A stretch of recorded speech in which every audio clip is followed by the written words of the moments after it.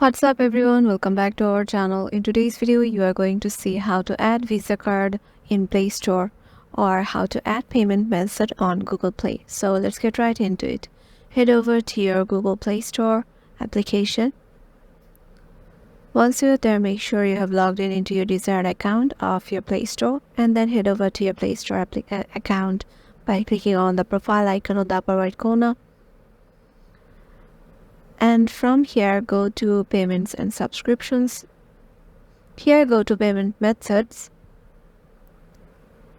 Now just tap on add credit or debit card.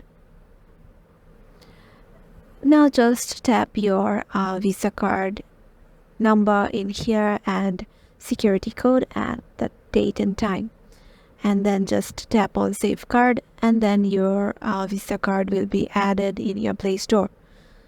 And yeah, this is how you can do it. Hope this video will help you out, and we will see you in the next one.